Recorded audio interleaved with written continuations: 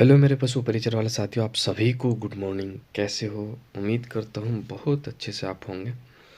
और देखो, मैं आपको बता चुका हूँ कि आपकी जो एग्ज़ाम डेट्स है वो सितंबर में आ गई है कंफर्म। ठीक है। पहले ही एग्ज़ाम डेट आपकी जो थी ये अप्रैल से जून के मध्य एग्ज़ाम करवाने का बोला था बोर्ड के जो चेयरमैन है आपके। लेकिन वर्तमान में फिक्स डेट आपकी आ चुकी है। सितंबर में आपका एग्ज़ाम होगा 21 सितंबर, 22 सितंबर, 23 सितंबर और 24 सितंबर। अब देखो, एक बात मैं आपको बताता हूँ, 4 शिफ्टों में आपका एग्ज़ाम होने वाला है। यानी इससे आप अनुमान लगा सकते हो कि इससे जो होगा कि कैंडिडेट की जो संख्या है वो ज़्यादा होगी। ये बात क्लियर है, ये आपसे कोई छुपाएगा भी नहीं, क्योंकि बिल्कुल साफ बात है कि 4 शिफ्टों में अगर आपका एग्ज़ाम लिया जाएगा तो लगभग मेरे हिसाब से 20 लाख, मैंने आंकड़ा कहीं नहीं देखा है, मैं झूठ नहीं बोलता आपसे, मैं अपने अनुमान से बता रहा हूँ कि 20 लाख प्लस फॉर्म भरे जाएंगे। ठीक है। अब 20 लाख प्लस फॉर्म भरे जाएंगे तो आप देख लो कि लगभग 24 लाख भी अपन मानते हो तो आपके 6-6 लाख प्रत्येक शिफ्ट में बैठेंगे। क्लियर। और कंपटीशन जो रहेगा थोड़ा ज़्यादा रहेगा, बिल्कुल। अब लेकिन उसी कंपटीशन में उन लाखों की भीड़ में कि मैं सिलेक्शन कैसे लूँ, मैं मेरी एक सीट कैसे फिक्स करूँ, सबसे बड़ी बात देखो, जो भी पढ़ना है टू द पॉइंट पढ़ना है। क्लियर। सबसे पहली बात, जो भी पढ़ना है टू द पॉइंट पढ़ना है, और जो सिलेबस में दिया हुआ वही पढ़ना है। बहुत ज़्यादा नहीं पढ़ना, किसी सब्जेक्ट बिल्कुल डीप में जाके नहीं पढ़ना, क्योंकि आपका जो एग्ज़ाम होगा 10th बेस होगा। यानी जो एग्ज़ाम का आपका स्तर स्तर होगा ना, वो 10th लेवल होगा। तो बहुत डीप नहीं पूछा जाएगा। आपका पेपर रोज जो रहेगा वो एवरेज रहेगा, इतना इजी भी नहीं रहेगा, इतना हार्ड भी। ज़्यादा इजी बना देंगे तो मेरिट बहुत ज़्यादा जाएगी, इसलिए बिल्कुल पेपर का लेवल ठीक ठाक रहने वाला। इसलिए कि एक सीट कैसे फिक्स करनी है तो अभी से स्टार्ट करो, क्योंकि देखो लाखों की भीड़ में अगर आप सीट लेना चाहते हो तो अभी से स्टार्ट करो। आपकी सीटिंग अब से देखो, मैं बता रहा हूँ, 6 से 8 घंटे की सीटिंग हो। 6 से 8 घंटे आपको पढ़ना है। क्लियर। और रोज़ और डेली रूटीन के साथ पढ़ना है।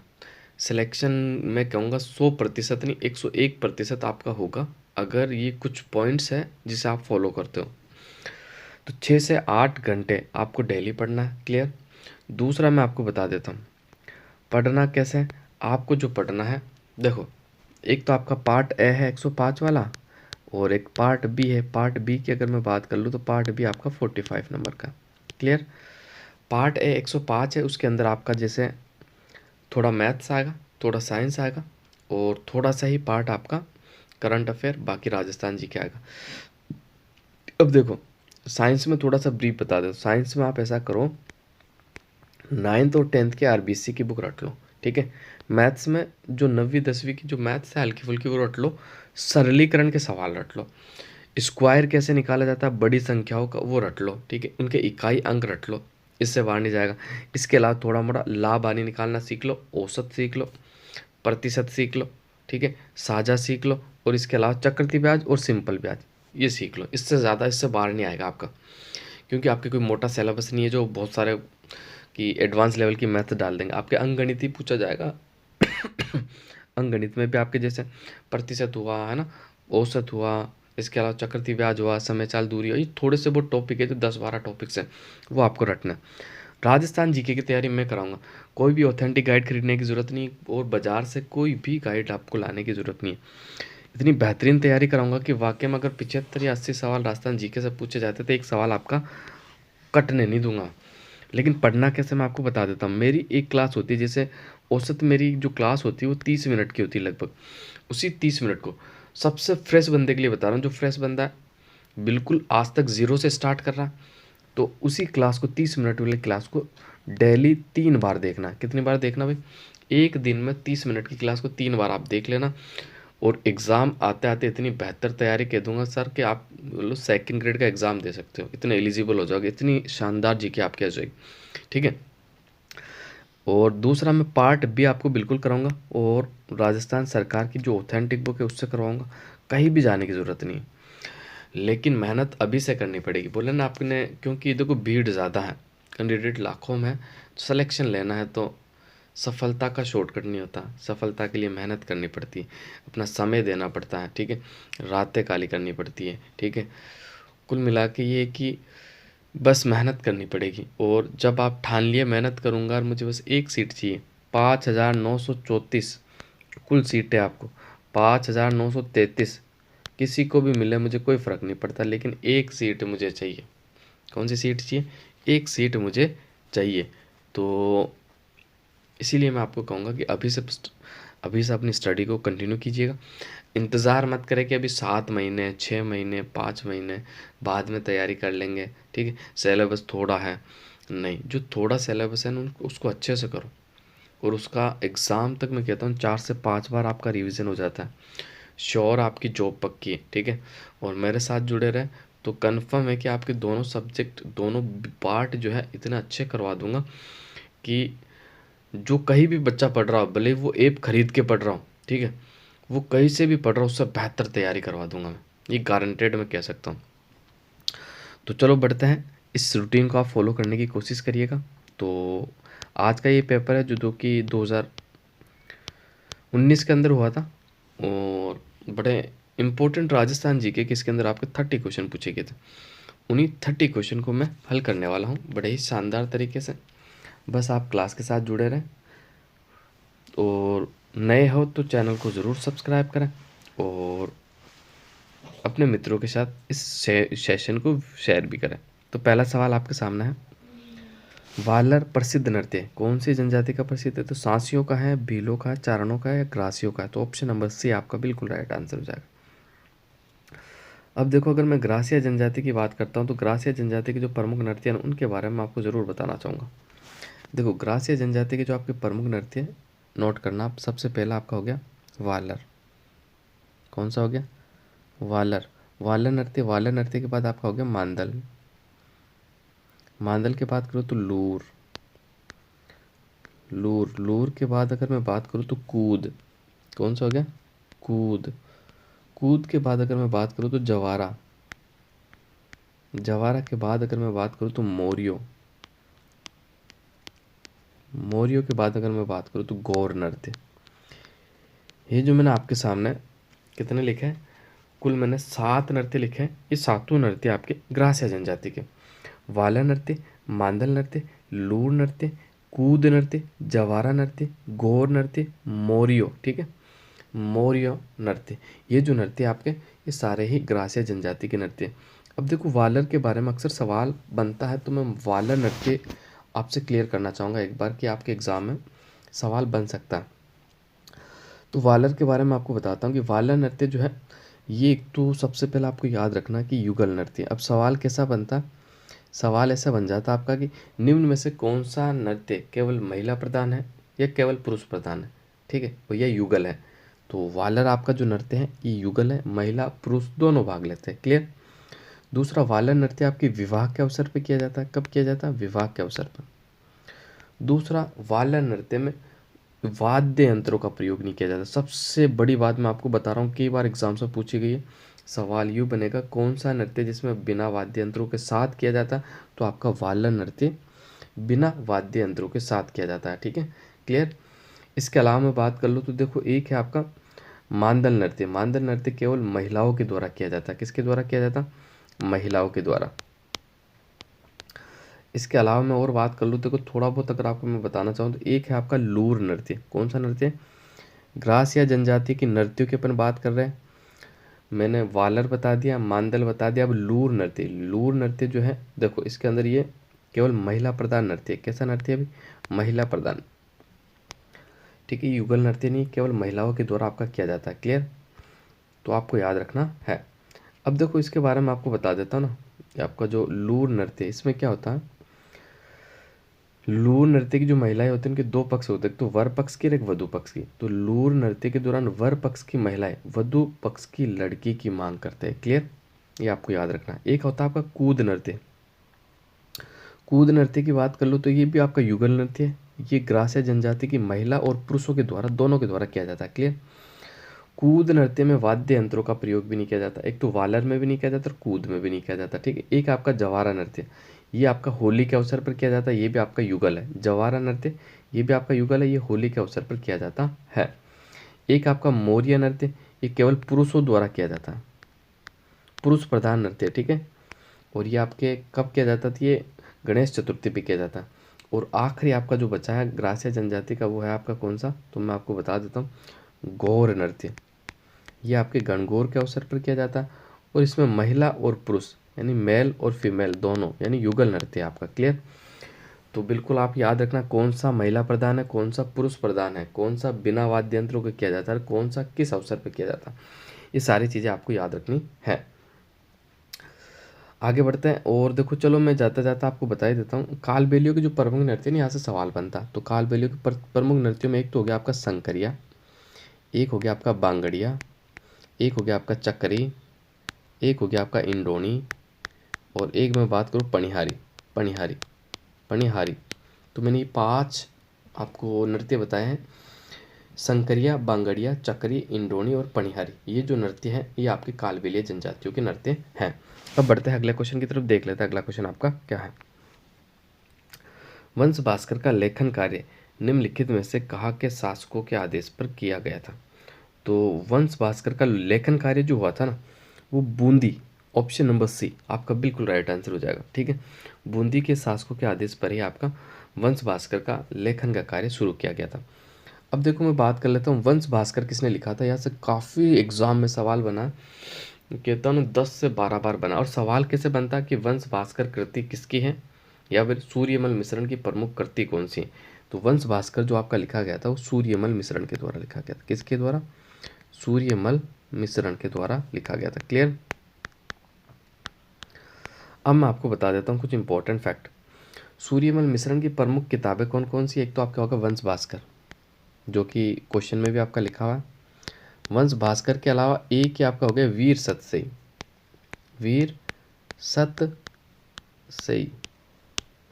एक हो गया आपका वंश भास्कर, एक हो गया आपका वीर सतसई। तो दोनों ही वे, ठीक है, यानी दोनों वे से स्टार्ट हो रहे दोनों ग्रंथ, वंश भास्कर, वीर सतसई। इनके अलावा इनके प्रमुख ग्रंथ और है जो मैं आपको बता देता हूँ। एक है आपका बलवद विलास, बलवद विलास, ठीक है, ये भी ग्रंथ जो है आपके सूर्यमल मिश्रण का। इसके अलावा मैं बात कर लूँ तो एक है इनका छंदमयूख, कौन सा हो जाएगा, छंदमयूख। ये ग्रंथ भी इनका, ये छंद है ना, छंदमयूख। क्लियर। एक है इनका धातु रूपावली, धातु रूपावली। क्लियर। एक आपका धातु रूपावली हो गया, एक आपका छंदमयूख हो गया, एक आपका बलवद विलास हो गया, एक आपका वंश भास्कर, एक आपका वीर सतसई। इसके अलावा एक इनका जो ग्रंथ है वो कौन सा है, तो वो आपको याद रखना। एक इनका जो ग्रंथ है वो है सती रासो। कौन सा रासो, सती रासो। और एक इनका जो ग्रंथ है, प्रमुख ग्रंथ है, जिसके बारे में आपने बहुत कम सुना होगा, चित्रकला। ये भी इनका ही ग्रंथ है, चित्रकला। तो ये सारे फैक्ट आपको याद रखने। इसके अलावा देखो इंपॉर्टेंट फैक्ट बताता हूँ। पढ़ना हो तो इस तरह से पढ़ो कि जो क्वेश्चन पूछा उसके सारे फैक्ट ही जान लें। अगर दोबारा इससे रिलेटेड क्वेश्चन आपके एग्जाम में आएगा तो आपका बिल्कुल गलत नहीं होगा, ठीक है। इसलिए कहता हूँ ना, थोड़ा अच्छे से पढ़ना सीखो कि बिल्कुल जो क्वेश्चन पूछा उसके इर्द गिर्द के जो भी तथ्य है एग्जाम में बनने वाले सारे क्लियर कर लो, तब मज़ा आएगा पढ़ने का। और मैं कह रहा हूँ मेरे साथ जुड़े रहिए, विश्वास कीजिए, इतनी बेहतर तैयारी कराऊंगा, मज़ा आ जाएगा आपको। सूर्यमल मिश्रण की मैं बात कर लेता हूँ। इनका जो वास्तविक नाम था वो सूरजमल था। ये तथ्य आपको याद रखना, पूछा जा सकता है। सूर्यमल मिश्रण का वास्तविक नाम क्या था, सूरजमल। और इनके उपनाम की बात कर लो तो सवाल यूँ बनेगा कि राजस्थान का वेद व्यास किसे कहा जाता, सूर्यमल मिश्रण को कहा जाता। भाई राजस्थान का वेद व्यास, कौन सा व्यास, वेद व्यास। क्लियर। राजस्थान का वेद व्यास किसे कहा जाता, तो सूर्यमल मिश्रण को कहा जाता है। क्लियर। इसके अलावा राजस्थान में नव जागरण के जो प्रथम कवि थे ना, राजस्थान में नव जागरण के जो प्रथम कवि थे वो भी आपके कौन थे, सूर्यमल मिश्रण ही थे। क्लियर। इसके अलावा ये कौन से शासक के दरबार में रहते थे, ये सवाल बन सकता है, बड़ा इंपॉर्टेंट सवाल है। IIMP वेरी इंपॉर्टेंट, VIP करके इसको लिख लेना आप, राम सिंह के दरबार में रहते थे। क्लियर। और एक बात आपको इंपॉर्टेंट बताना भूल गया, जो कि बार बार एग्जाम में पूछी जाती है। ये वंश भास्कर जो शुरू तो जो किया था वो सूर्यमल मिश्र ने किया था, लेकिन इसको जो कंप्लीट किया था ना वो मुरारी दान ने किया था, जो कि सूर्यमल मिश्रण के दत्तक पुत्र थे, गोद लिए हुए, मुरारी दान।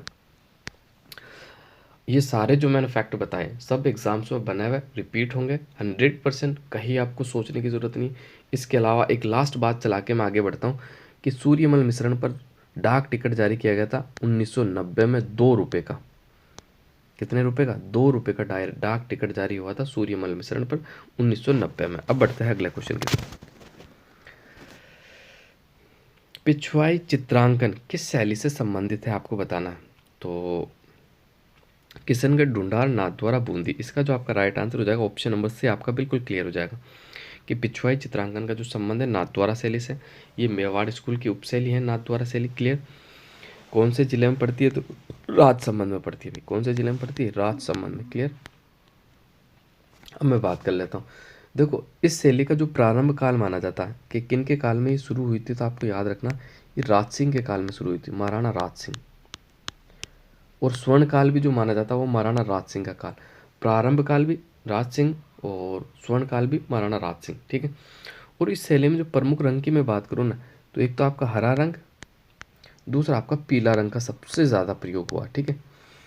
और इसके अलावा देखो आजकल जो सवाल बन रहा है कैसा बन रहा है शैलियों से, पता है आपको कि इस शैली के चित्रकार कौन है, या चित्रकार के नाम दे देंगे कि ये चित्रकार कौन सी शैली के हैं। तो नाथद्वारा शैली के जो प्रमुख चित्रकार है उनके बारे में ज़रूर बताऊंगा। एक इंपॉर्टेंट बात ऐसी बताऊंगा जो बार बार बन रही है। जो नाथद्वारा शैली है इसके प्रमुख चित्रकार में बात कर लूँ तो आप नोट करना नारायण। नारायण के बाद याद करना चतुर्भुज। चतुर्भुज के बाद बात करना हरदेव। हरदेव। हरदेव के बाद बात करना आप कौन से? घनश्याम। घनश्याम। क्लियर। मैंने बताया नारायण, चतुर्भुज, हरदेव, घनश्याम। इसके अलावा मैं बात करूँ ना तो देखो इसके अलावा नरोत्तम। नरोत्तम। क्लियर। एक हो जाएगा देवकर्षण। देवकर्षण। इसके अलावा एक हो जाएगा आपका घासीलाल। कौन सा लाल? घासीलाल। घासीलाल का जो संबंध है ना वो भी आपके नाथद्वारा से। क्लियर। घासीलाल के बाद में बात करूँ तो उदय सिंह। क्या हो जाएगा? उदय सिंह। क्लियर। और एक आखिरी आपका विट्ठल दास है। भाई विट्ठल दास भी आप याद रखना। तो ये सारे जो चित्रकार मैंने बताया ना आपको, इनका संबंध नाथद्वारा शैली से। नाथद्वारा शैली के प्रमुख चित्रकार थे। एक बार वापस से रिपीट कर देता हूँ। अगर आप नोट्स तैयार कर रहे हो और थोड़ी दिक्कत आती है तो लिखने में थोड़ा सा मैं ऐसा लिखता हूँ क्योंकि स्पेस कम होता है, इसलिए हो सकता है आपके समझ में नहीं आया तो मैं बोल के बता देता हूँ। एक थे नारायण, चतुर्भुज, नरोत्तम, हरदेव, देवकर्षण, विट्ठलदास, उदय सिंह, घासीलाल, घनश्याम।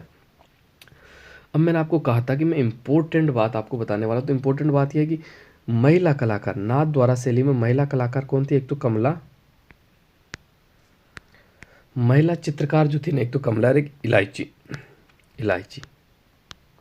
ये सवाल कई बार एग्जाम में बना और लगता है कि वापस आपके एग्जाम में बन सकता है कि भाई नाथद्वारा शैली में महिला चित्रकार जो थे एक तो कमला और एक इलायची था। क्लियर। ये आपको याद रखना। इसके अलावा शायद चित्रों की मैं बात कर लेता हूँ ना, तो देखो राधा कृष्ण के चित्र इस शैली में बनाए गए। पिछवाई के जो चित्र हैं, केले के वृक्ष के चित्र हैं, कृष्ण लीला का चित्र है, गाय का जो चित्रण है वो सबसे ज़्यादा आपके नाथद्वारा शैली में मिलेगा। और इसके अलावा एक धार्मिक चित्र शैली है। नाथद्वारा चित्र शैली को कृष्ण भक्ति की चित्र शैली भी कहा जाता है। अब बढ़ते आगे। लोक देवता गोगाजी दशरथ शर्मा के अनुसार किस शासक के समकालीन थे?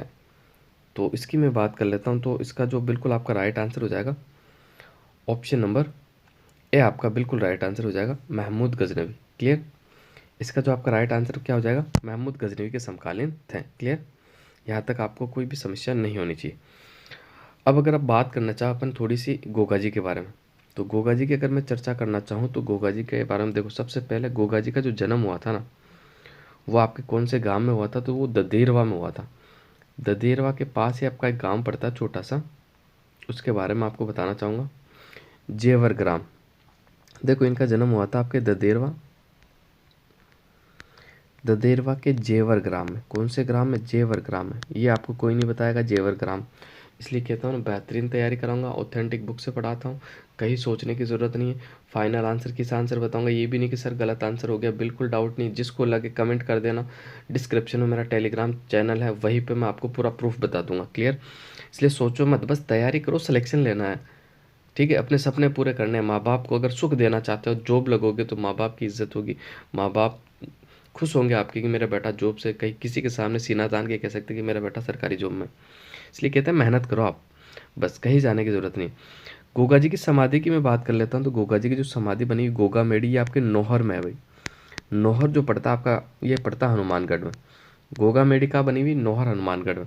इन्हें सांपों के देवता, इसके अलावा जहर पीर भी कहा जाता है। कौन सा पीर? जहर पीर के नाम से जाना जाता है। देखो एक बात आप याद रखना, देखो दो है, एक तो आपकी है शीश मेडी। कौन सी मेडी? शीश मेडी। और एक है आपकी गोगा मेडी, जिसने सॉरी धुर मेडी। धुर मेडी मैंने बताया, सबसे पहले मैंने आपको बताया था गोगा मेडी जो कि नौहर तहसील में। अब मैं आपको बता रहा हूँ शीश मेडी तो आपकी ददेरवा में बनी हुई, और धुर मेडी आपकी जो गोगा मेडी है ना, उसे ही कहा जाता है। क्लियर? तो वो आपके हनुमानगढ़ में। शीश मेडी ददेरवा में, धुर मेडी या गोगा मेडी आपके कहाँ हो जाएगी? नौहर तहसील हनुमानगढ़ में। क्लियर? अब इसके बाद आगे चलो। देखो आपके गोगा मेडी का जो निर्माण करवाया था ना, वो फिरोज शाह तुगलक ने कराया था। ये सवाल पूछा जा सकता है एग्जाम में, बड़ा इंपॉर्टेंट सवाल। फिरोज शाह तुगलक के द्वारा आपके किसका निर्माण करवाया गया? गोगा मेडी का निर्माण। जबकि पुनः निर्माण जो है वो महाराजा गंगा सिंह ने करवाया था, बीकानेर के शासक। क्लियर? इनका मेला जो लगता है वो मेला लगता है गोगा नवमी को, यानी भाद्रपद कृष्ण पक्ष की नवमी को इनका मेला लगता है। क्लियर? और इनके गुरु की बात कर लो तो इनके गुरु जो है वो है गोरखनाथ। कौन है भाई? गोरखनाथ। क्लियर? आपको बिल्कुल याद रखना है। और इसके अलावा मैं बता दूं तो एक इम्पोर्टेंट बात बता के मैं अगले क्वेश्चन की तरफ चलता हूं कि इनका जो पशु मेला है राज्य का सबसे लंबी अवधि तक चलने वाला पशु मेला, ये आपको याद रखना, सबसे लंबी अवधि तक चलने वाला पशु मेला है इनका जो मेला लगता है। ठीक है? इसके अलावा मैं बात कर लेता हूँ तो देखो आपको याद रखना है कि इनकी लोक गाथाओं के साथ कौन सा लोक गाथाएं जो थी, जो गीत होते हैं ना, उनके साथ कौन सा वाद्य यंत्र बजाया जाता है? तो डेरू। कौन सा? डेरू। अब बढ़ते हैं आगे, अगला क्वेश्चन देख लेते हैं। क्वेश्चन नंबर 5 आपके सामने है। 1857 के विद्रोह के दौरान मेजर बर्टन और उसके 2 पुत्रों को कहां पर मारे गए थे? तो इसका जो राइट आंसर हो जाएगा, पहले तो आपको याद रखना कि मेजर बर्टन आपका कोटा का पीए था। पीए यानी पॉलिटिकल एजेंट। तो इनके पुत्र भी कहाँ रखेगा? वो कोटा में रखेगा, दूसरी जगह तो रखेगा नहीं। तो इनके 2 पुत्रों को जो मारा गया था वो कोटा में मारा गया था। इनके 2 पुत्र, एक तो सैडलर और कोटम नाम था। क्या था भाई? सैडलर और कोटम। ये भी आप याद रख लो, ये लो, सैडलर और कोटम। क्लियर? इसके अलावा मैं बात कर लेता हूँ जो आपका कोटा विद्रोह हुआ था वो कब हुआ था? तो कोटा विद्रोह जो हुआ था आपका 15 अक्टूबर। ये तिथि कई बार एग्जाम में पूछी गई। 15 अक्टूबर 1857 को आपका कोटा विद्रोह हुआ था। ठीक है? और इस समय जो कोटा के आपके शासक थे ना, वो राम सिंह प्रथम थे भाई। कौन थे? राम सिंह प्रथम। आपको याद रखना है। इसके अलावा मैं बात कर लूँ तो यहाँ का जो नेतृत्व वो जो किया था ना, एक तो आपके लाला जयदयाल, लाला जयदयाल, एक ही नाम है ना, अलग अलग नहीं है, लाला जयदयाल। और दूसरे जो थे आपके मेहराब खान, मेहराब खां, इन्होंने किया था। ठीक है? इन्होंने आपके कोटा विद्रोह का नेतृत्व किया था। ठीक है? और 1857 की क्रांति में कोटा रियासत सबसे अधिक प्रभावित हुई थी। ठीक है? बिल्कुल आपको याद रखना है। अब बढ़ते हैं अगले क्वेश्चन की तरफ, देख लेते हैं अगला क्वेश्चन आपका क्या है। तो क्वेश्चन नंबर 6 है कि राजस्थान के प्रथम राज्यपाल कौन थे? तो राजस्थान के जो प्रथम राज्यपाल थे वो गुरुमुख निहाल सिंह थे। कौन थे भाई? गुरुमुख निहाल सिंह। इनके बाद में आए थे आपके संपूर्णानंद, संपूर्णानंद के बाद में सरदार हुकुम सिंह, हुकुम सिंह के बाद में जगत नारायण। तो ये आपको क्रम याद रखना है। वैसे ये आपके पॉलिटी पूछी नहीं जाएगी तो आपके लिए इंपॉर्टेंट नहीं है ज़्यादा। रानी जी की बावड़ी राजस्थान के किस जिले में स्थित है? रानी जी की बावड़ी राजस्थान में आपके बूंदी जिले में स्थित है। क्लियर? कहाँ स्थित है? बूंदी जिले के अंदर स्थित है। रानी जी की बावड़ी की मैं बात कर लूँ तो इसे सभी बावड़ियों का सिरमौर कहा जाता है। क्या कहा जाता? बावड़ियों का सिरमौर। क्लियर? बावड़ियों का सिरमौर कहा जाता है। और दूसरा देखो मैं बता दूं तो इस बावड़ी का जो निर्माण करवाया गया वो किसके द्वारा करवाया गया? तो आपको बिल्कुल याद रखना है 1699 में, 1699 ईस्वी में राजा अनिरुद्ध सिंह की जो रानी थी नाथावती, कौन थी भाई? नाथावती के द्वारा इस बावड़ी का आपका निर्माण करवाया गया था। क्लियर? दूसरा, इस बावड़ी की गणना एशिया की सर्वश्रेष्ठ बावड़ियों में होती है, यानी एशिया की जो बेहतरीन बावड़ी है उसमें इसको गिना जाता है, काउंट किया जाता है। क्लियर? बिल्कुल आपको याद रखना है।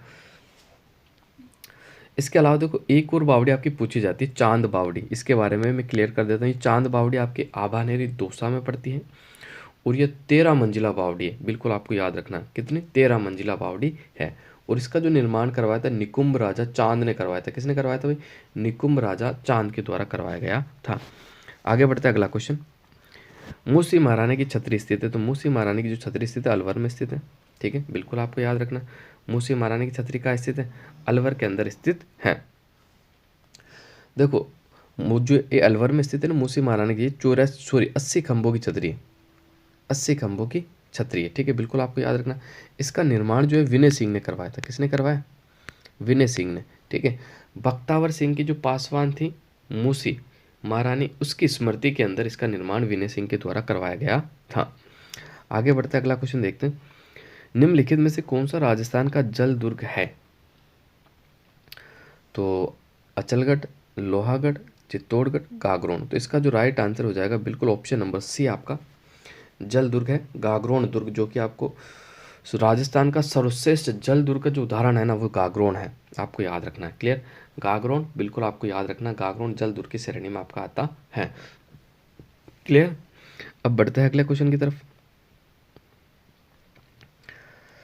मारवाड़ के अजीत सिंह महाराजा डेस के पुत्र थे। किसके पुत्र थे ये आपको बताना है। तो जसवंत सिंह प्रथम, इंद्र सिंह, अभय सिंह, दुर्गादास।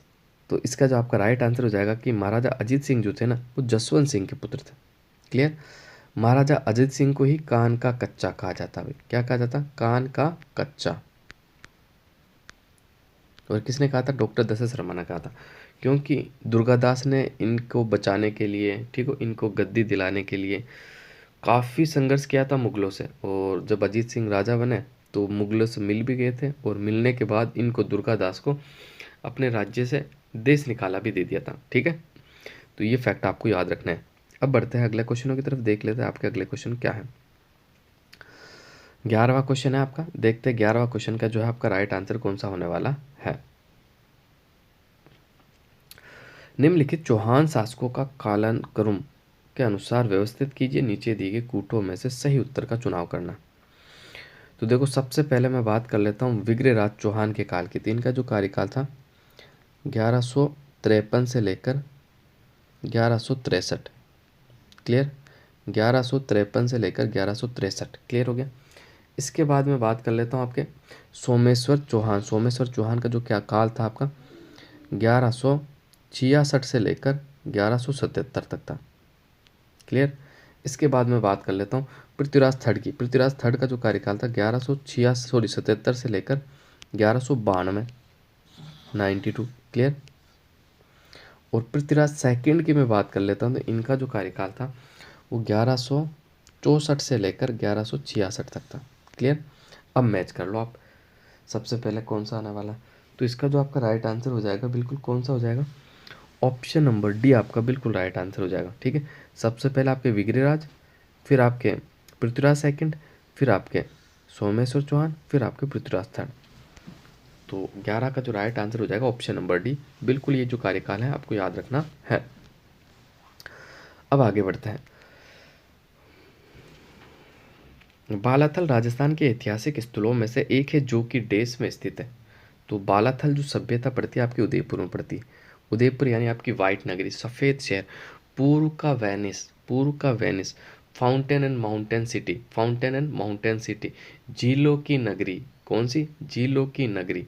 ठीक है, किसे जाना जाता है? इन सारे उपनामों से आपको उदयपुर को जाना जाता है। अब बालाथल की थोड़ी सी मैं बात कर लूँ तो देखो बालाथल का जो उत्खनन किया था वो वी.एन. मिश्र ने किया था। किसने किया भाई? वी.एन. मिश्र। इनका पूरा नाम वीरेंद्र नाथ मिश्र है वैसे, अगर जानना चाहो तो। ये जो सभ्यता मिली थी बेड़च के किनारे मिली थी। आपको याद रखना इसका उत्खनन जो हुआ था 1993 में हुआ था, 1993 में। क्लियर?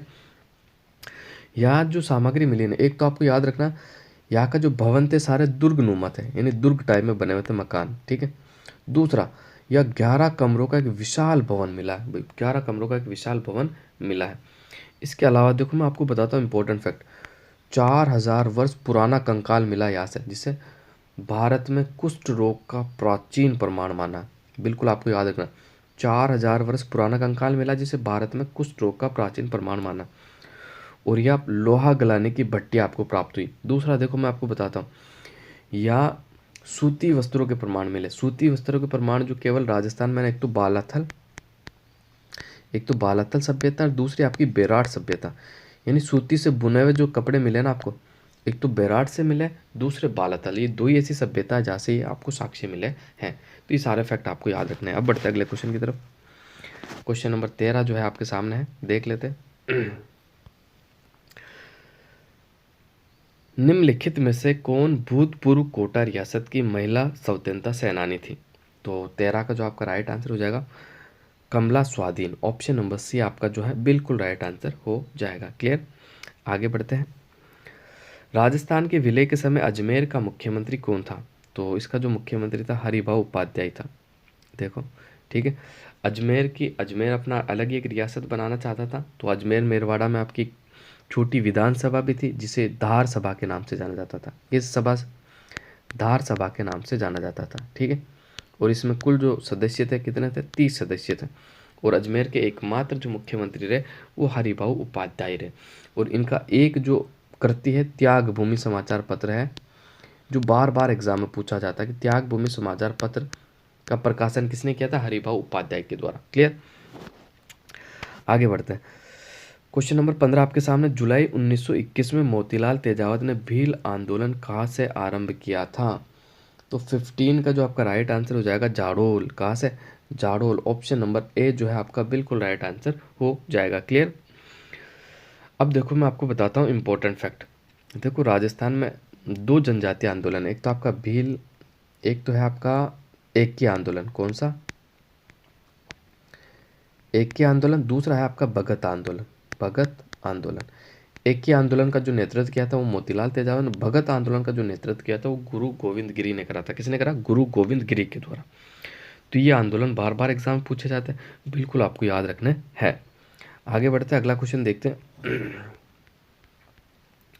16वां। निम्नलिखित में से कौन सी गाय की नस्ल नहीं है? तो देखो थार पारकर गाय की नस्ल है, गिर आपकी गाय की नस्ल है, राठी आपकी गाय की, मुर्रा जो है ना ये गाय की नस्ल नहीं। तो किसकी नस्ल है सर? तो आपको याद रखना ये भैंस की नस्ल है मुर्रा। ठीक है, बिल्कुल आपको याद रखना है। क्लियर? राठी की बात करूँ तो देखो उत्तर पश्चिम में राठी पाई जाती है, पश्चिम में राजस्थान के पश्चिम में थार पारकर पाई जाती है, राजस्थान के मध्यवर्ती भाग में आपकी गिर पाई जाती है। अब बढ़ते हैं अगले क्वेश्चन की तरफ। राजस्थान का कौन सा जिला बेंटोनाइट का मुख्य उत्पादक है? तो देखो कितना आसान सवाल आपसे पूछा गया। बेंटोनाइट का बी, बाड़मेर का बी, मैच कर लो। बेंटोनाइट का बी, बाड़मेर का बी और बीकानेर का बी। ठीक है, अब देखो तीन भी आपको याद रखना। बेंटोनाइट जो होता है आपका, बेंटोनाइट बाड़मेर और बीकानेर में होता है, और एक आपका होता है सवाई माधोपुर में। क्या होता है? सवाई माधोपुर में। ठीक है, बेंटोनाइट का मुख्य उत्पादक बाड़मेर है, उसके बाद आपका बीकानेर, फिर सवाई माधोपुर। क्लियर? आगे बढ़ते हैं, अगला क्वेश्चन देखते हैं। दबोक हवाई अड्डा अवस्थित है। तो दबोक हवाई अड्डा आपका कहाँ पड़ता था? आप सभी को पता है, उदयपुर शहर के अंदर आपका दबोक हवाई अड्डा पड़ता है। पीपलड़ा लिफ्ट सिंचाई योजना अवस्थित है। तो पीपलड़ा लिफ्ट सिंचाई योजना जो स्थित है आपकी, वो बिल्कुल कहाँ स्थित है? तो 19 का जो आपका राइट आंसर हो जाएगा Sawai Madhopur. Option number B जो है आपका बिल्कुल राइट आंसर हो जाएगा। ये जो मैं आंसर आपको बता रहा हूँ फाइनल आंसर के अनुसार बता रहा हूँ, कोई भी डाउट आपके मन में नहीं होना चाहिए। डाउट है तो कमेंट कर देना। आगे बढ़ते हैं। Question number 20। निम्न में से किसे जिले में वाटरशेड नीरांचल परियोजना के अंतर्गत आता है? तो 20 का जो आपका राइट आंसर हो जाएगा जोधपुर। ऑप्शन नंबर बी जो है आपका बिल्कुल राइट आंसर हो जाएगा। क्लियर? अगले क्वेश्चन देख लेते हैं, ये रहे। निम्न में से कौन सा अभ्यारण्य राजस्थान के धौलपुर जिले में स्थित नहीं है? बड़ा अच्छा सवाल। राम सागर भी है, केसरबाग भी है, वन विहार भी है। शेरगढ़ आपका धौलपुर में नहीं है, शेरगढ़ आपका बारां में पड़ता है। कहाँ पड़ता है भाई? बारां में। तो इसका जो राइट आंसर हो जाएगा ऑप्शन नंबर डी आपका बिल्कुल राइट आंसर हो जाएगा। देखो ये जो धौलपुर के 3 अभ्यारण्य है ना आपके, केसरबाग, राम सागर, वन विहार, यहाँ से कई बार सवाल पूछा, रट लेना। आप बता रहा हूँ, रट लेना पक्का।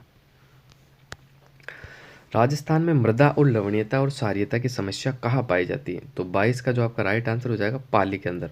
ठीक है, राजस्थान में मृदा में लवणीयता और क्षारीयता की समस्या कहाँ पाई जाती है? तो पाली के अंदर पाई जाती है। ठीक है, पाली के सुमेरपुर में। कहाँ पाई जाती है? पाली के सुमेरपुर में। ये भी आपको याद रखना है। राजस्थान में मरुस्थल का विस्तार देश दिशा में हो रहा है। तो देखो मैं आपको बताता हूँ इसका। जैसे ये राजस्थान का मैप है आपका 23, राजस्थान मरुस्थल की तरफ इस साइड है, तो अब इससे इस साइड फैलेगा, तो आपका राइट क्या आंसर हो जाएगा? पूर्व से पश्चिम। ऑप्शन नंबर 23 का जो राइट आंसर हो जाएगा, सॉरी पश्चिम से पूर्व, मैंने गलती से पूर्व से पश्चिम बोला, पश्चिम से पूर्व क्यों? क्योंकि ये पश्चिम दिशा से पूर्व की तरफ बढ़ेगा आपका, ये पश्चिम दिशा होगी, ये आपकी पूर्व दिशा होगी, तो इस तरफ बढ़ रहा, तो विस्तार किस तरफ होगा? ये पश्चिम से पूर्व की दिशा की तरफ होगा। और राजस्थान में जो मरुस्थल है 2/3 भाग में मरुस्थल फैला हुआ। प्रतिशत की बात कर ले तो 61.11% पर आपका मरुस्थल फैला हुआ है। क्लियर? बिल्कुल आपको याद रखना है। आगे बढ़ते हैं। दक्षिणी पूर्वी राजस्थान में स्थानांतरित कृषि निम्नलिखित में से किस नाम से जानी जाती है? इसका जो राइट आंसर हो जाएगा वालरा के नाम से जानी जाती है। वालरा 2 प्रकार की होती है। एक तो होती है आपकी दजिया, क्या होती है? दजिया। दूसरी आपकी होती है चिमाता। कौन सी होती? चिमाता। क्लियर? एक आपकी दजिया होगी, दूसरी आपकी चिमाता होगी। तो अब मैं बात कर लेता हूँ। देखो दजिया जो कि मैदानी क्षेत्र में की जाती, चिमाता जो कि पहाड़ी क्षेत्र में की जाती। अब पूछा जाएगा आदिवासियों द्वारा जो चिमाता कृषि की जाती है वो मैदानों में की जाती है, पहाड़ी में की जाती है, ढलानों में की जाती है। तो आपका जो राइट आंसर हो जाएगा चिमाता पहाड़ियों में की जाती है, दजिया मैदानों में की जाती है। बिल्कुल इस तरह का सवाल कई बार बन चुका है, वापस से बनेगा, बिल्कुल बेफिक्र रहिएगा, बस आप याद करना सीखें। 25वें क्वेश्चन की बात कर लेता हूँ। कौन सी संवत्सर रेखा राजस्थान को 2 भागों में बांटती है? तो ये आपका राजस्थान का मैप है। राजस्थान का मैप पतंगाकार, ये किसने कहा था? टी.एच. हेडले ने। जबकि राजस्थान विषम कोणीय चतुर्भुज, ये किसने कहा था? वैज्ञानिक महोदय। राजस्थान में यह अरावली, अरावली लगभग राजस्थान को 2 बराबर भागों में बांटने का काम करती है और इसी के ऊपर से गुजरती है आपकी 50 सेंटीमीटर वर्षा रेखा। तो 50 सेंटीमीटर वर्षा रेखा जो है राजस्थान को बराबर 2 भागों में बांट देती है। क्लियर? अब बढ़ते हैं अगले क्वेश्चन की तरफ। इधर से है अपना, ये रहा 26वां क्वेश्चन आपके साथ। राजस्थान के निम्नलिखित में से किस जिले में अवनालिका अपर्दन की समस्या मुख्यतः होती है? तो 26 का जो राइट आंसर हो जाएगा बिल्कुल कोटा के अंदर होती है। क्योंकि कोटा में जो आपकी चंबल नदी है जो कि जानापाव की पहाड़ियों से निकल के आती है ना, ये चंबल की नदी क्या करती है? ये अवनालिका अपर्दन कर देती है। पानी की वजह से बहुत सारी नालियाँ बन जाती है चंबल नदी के आसपास, बड़े बड़े जो होते हैं ना, बड़े बड़े नाले बन जाते हैं, अब उसे कहते हैं अवनालिका अपर्दन, यानी मिट्टी का कटाव हो जाता है भयंकर तरीके से। आगे बढ़ते हैं, अगला क्वेश्चन देखते हैं। राजस्थान में निम्नलिखित में से किस जिले में न्यूनतम वन आच्छादित क्षेत्रफल है? तो 27 का जो आपका राइट आंसर हो जाएगा बिल्कुल कौन सा? ऑप्शन नंबर बी, चूरू के अंदर। देखो मैंने एक ट्रिक बताई थी कि क्षेत्रफल की दृष्टि से सबसे ज़्यादा वन राजस्थान में यूएपीबी में पाया जाता है। सर ये यूएपीबी क्या है? उत्तर प्रदेश, अलवर, प्रतापगढ़, बारां। क्षेत्रफल की दृष्टि से सबसे कम वन जो पाए जाते हैं चूहा जोगा, चूहा जोगा। ये छोटी छोटी ट्रिकें बता रहा हूँ, याद रख के जाना, मज़ा आ जाएगा एग्जाम में। वाकई में वाह, अब मेरी बातें याद आएगी आपको, सर ने सही बताया था। चू से चूरू, हा से हनुमानगढ़, जो से जोधपुर, गा से गंगानगर। क्लियर? ये तो मैंने बता दिया आपको प्रतिशत के, सॉरी क्षेत्रफल की दृष्टि से राजस्थान में सर्वाधिक वन और न्यूनतम वन। अब मैं बात कर लेता हूँ प्रतिशत की दृष्टि से सर्वाधिक वन। तो आपको याद रखना यूपीएससी, क्या याद रखना? यूपीएससी, उदयपुर, प्रतापगढ़, सिरोही, करौली। ठीक है? और न्यूनतम वन प्रतिशत पूछ ले तो आपको याद रखना जोचू जेबी, जोचू जेबी, जोचू जेबी। क्या है सर? ये छोटी सी एक ट्रिक है, जोधपुर, चूरू, जैसलमेर, बीकानेर। क्लियर? तो ये आपको याद रखना है। अब बढ़ते हैं अगले क्वेश्चन की तरफ। राजस्थान की स्थलीय सीमाएं कितनी किलोमीटर लंबी हैं? तो राजस्थान की जो स्थलीय सीमा है वो 5,920 किलोमीटर लंबी है। ऑप्शन नंबर डी इस सवाल का बिल्कुल सही आंसर होगा। 826 राजस्थान की उत्तर से दक्षिण लंबाई है। 869 राजस्थान की पूर्व से पश्चिम चौड़ाई है। 1070 राजस्थान की अंतर्राष्ट्रीय सीमा है। 3,42,239 वर्ग किलोमीटर में आपका क्या फैला हुआ है? तो इसकी अगर मैं बात करूँ तो आपका राजस्थान फैला हुआ है। क्लियर? इसके अलावा मैं बात कर लेता हूँ तो राजस्थान पूरे भारत का 10.41% पे फैला हुआ। क्षेत्रफल की दृष्टि से सबसे बड़ा, भारत में क्षेत्रफल की दृष्टि से सबसे बड़ा राज्य आपका राजस्थान है। क्लियर? राजस्थान में कुल कितनी जनसंख्या रहती है पूरे भारत की? तो 5.66% जनसंख्या राजस्थान के अंदर रहती है। क्लियर? बिल्कुल आपको याद रखना है। अब बढ़ते हैं अगले क्वेश्चन की तरफ। राजस्थान में कुंभलगढ़ और गोगुंदा के बीच का जो पठार है उसे क्या कहते हैं? तो कुंभलगढ़ गोगुंदा के बीच का पठार है आपका भोराट का पठार। कौन सा पठार हो जाएगा भाई? भोराट का पठार। ऑप्शन नंबर सी जो है आपका बिल्कुल राइट आंसर हो जाएगा 29। तो 29 का जो राइट आंसर हो जाएगा सी, कुंभलगढ़ और गोगुंदा। क्लियर? अब आगे बढ़ते हैं, अगला क्वेश्चन मैं आपको बता देता हूँ। क्लियर? तो इसमें यह है कि देखो, पहले मैं इसके बारे में बता दूँ, राजस्थान का सबसे बड़ा पठार आपका उड़िया का पठार है। मैसा के पठार के ऊपर आपका चित्तौड़गढ़ का किला बना हुआ, और आबू का पठार जो कि दूसरा सबसे बड़ा पठार है। अब आगे बढ़ते आज के आखिरी क्वेश्चन की मैं बात कर लेता हूँ। निम्नलिखित में से कौन सी राजस्थान की नदी बंगाल की खाड़ी के अपवाह तंत्र का भाग नहीं है? तो 30 का जो आपका बिल्कुल राइट आंसर हो जाएगा माही नदी। कौन सी नदी भाई? माही नदी आपका बिल्कुल राइट आंसर हो जाएगा। क्लियर? माही नदी बंगाल की खाड़ी में अपना जल नहीं ले जाती। माही जो है अरब सागर में, खंबात की खाड़ी में, खंबात की खाड़ी अरब सागर में अपना पानी ले जाती है। क्लियर? बिल्कुल आपको याद रखना। अब देखो मैं बात कर लेता हूँ राजस्थान में। देखो राजस्थान में आपको पूछ ले 12मासी नदियाँ कितनी है? तो 2 12मासी नदी है, एक तो आपकी चंबल, दूसरी आपकी माही। ठीक है?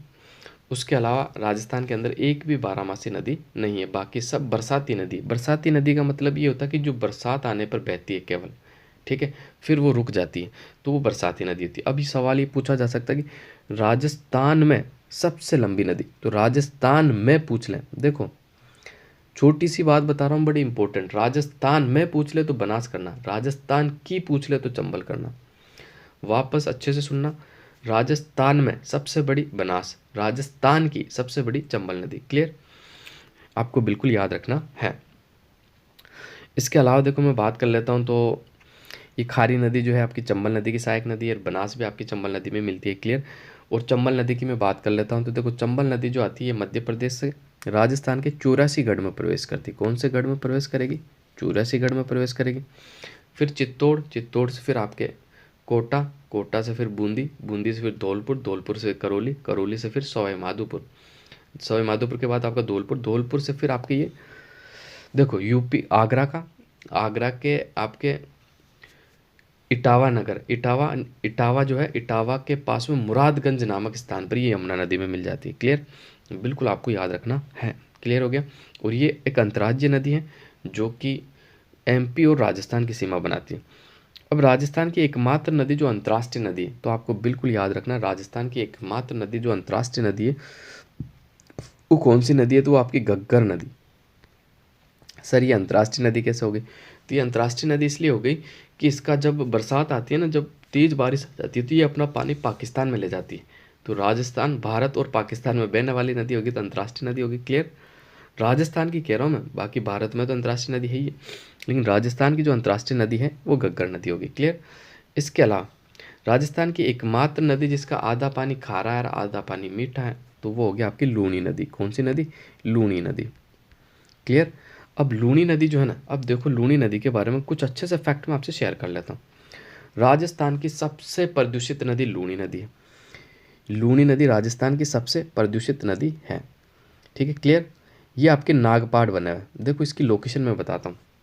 अगर आप में से जो मेरा वीडियो देख रहे हैं कभी अजमेर के पुष्कर में आए हो, तो पुष्कर के बिल्कुल विपरीत साइड, अपोजिट साइड में एक पहाड़ी बनी हुई नाग पहाड़, वहीं से आपकी लूनी नदी निकलती है। लेकिन स्टार्टिंग में जब ये निकलती है तब इसका नाम लूनी नहीं होता, इसका नाम होता सागरमती। भाई उद्गम स्थल पर इसका नाम क्या होता? सागरमती।